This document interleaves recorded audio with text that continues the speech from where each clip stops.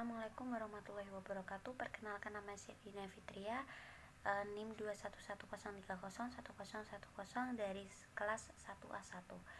Di sini saya akan menjelaskan tentang neuron science. Yang pertama tentang sinapsis, plastisi atau komunikasi antara neurons. Struktur utama otak terdiri dari otak kanan dan kiri. Otak terdiri dari 3 bagian, yaitu otak depan, frontal, otak tengah, parietal, otak belakang atau oksipital. Semua proses penting pada otak ini terjadi pada masa pertumbuhan. Otak merupakan koneksi dari berbagai sel saraf dalam otak. Terjadi komunikasi antara sel saraf dan terjadi dalam rentang waktu yang sangat cepat, dengan sinaps. Sinaps terdiri dari 3 jalur utama. Yang pertama, sinyal elektrik di otak. Yang kedua, sinyal neuroi atau biasa dikenal dengan neurotransmitter. Yang ketiga bisa gap junction. Neuron dapat berkomunikasi dengan melepaskan bahan kimia yang dikenal sebagai neurotransmitter melalui akson ke dendrit. Kemudian di dalam neuron terdapat bagian yang pertama ada dendrit yang menerima dan mengantarkan rangsangan ke badan sel. Yang kedua ada badan sel yang berfungsi menerima impuls dari dendrit kemudian meneruskan ke akson, dan di dalam badan sel terdapat nukleus yang berfungsi untuk mengatur kegiatan sel saraf. Yang ketiga ada akson atau neurit yang berfungsi untuk menjalankan impuls saraf meninggalkan badan sel ke neuron atau jaringan lainnya.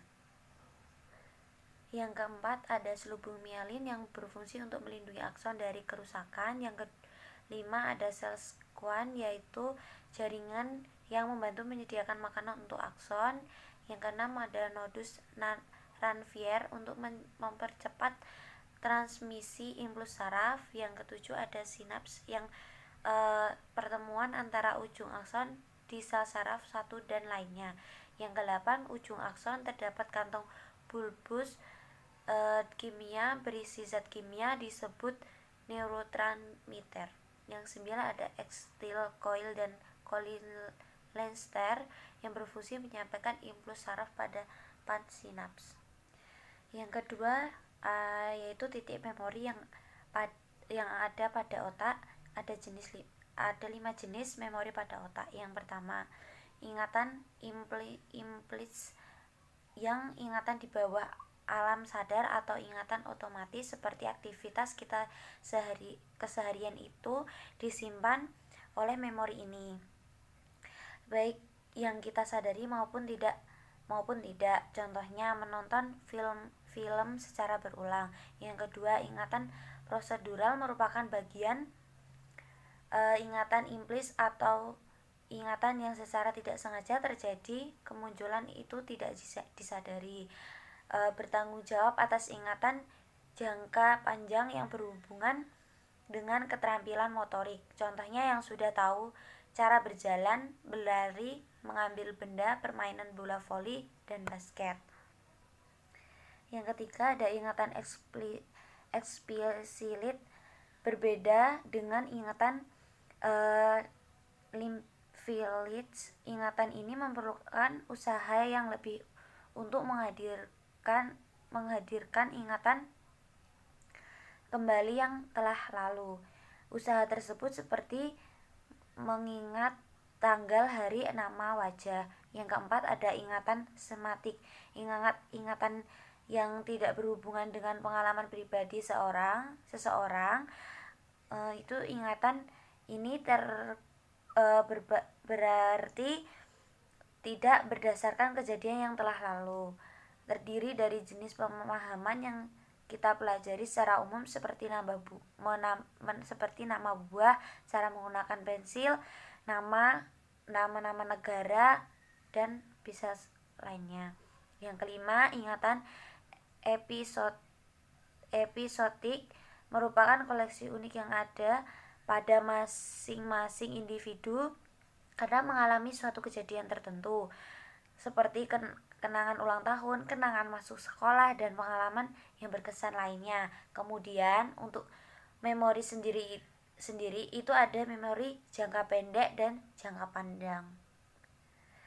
Kemudian jenis ingatan jangka pendek ini adalah ingatan yang bisa kita ingat secara sekitar 30 detik dan hanya dapat menerima sekitar 7 buah informasi dan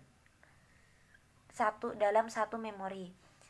Kemudian ingatan jangka pendek jika diulang-ulang maka akan masuk ke dalam sistem ingatan jangka panjang untuk disimpan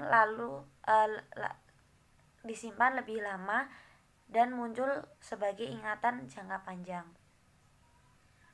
Memori terbentuk sejak lahir dan akan terus terbentuk selama kita hidup. Hipotalamus merupakan bagian otak yang terletak di lobus temporal yang berperan untuk mempertahankan ingatan. Beberapa peneliti menyatakan bahwa setiap sel yang digunakan untuk menyimpan satu ingatan saat ada rangsangan sari lingkungan, maka ingatan akan terbentuk melalui 3 tahap.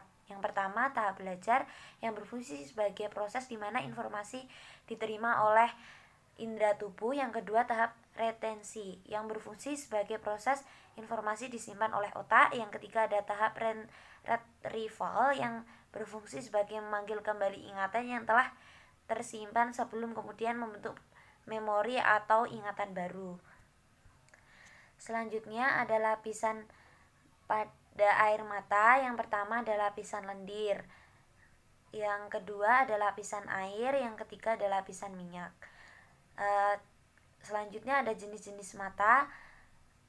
Yang jenis-jenis air mata, yang pertama air mata basal yang berfungsi sebagai ini selalu ada di mana untuk melindungi dari kotoran dan melumasi atau melumasi mata ketika kita mengalami kelembapan mata pada mata. Yang kedua, air mata refleks.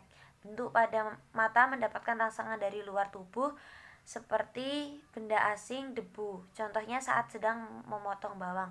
Yang ketiga, ada air mata emosional yang dihasilkan saat kita sedang sedih, galau, tertekan emosi. Air mata ini mengandung hormon stres dan hormon penghilang rasa sakit. Maka beberapa dari kita setelah menangis merasa lega. Sekian dari saya, ada kurangnya mohon maaf. Wassalamualaikum warahmatullahi wabarakatuh.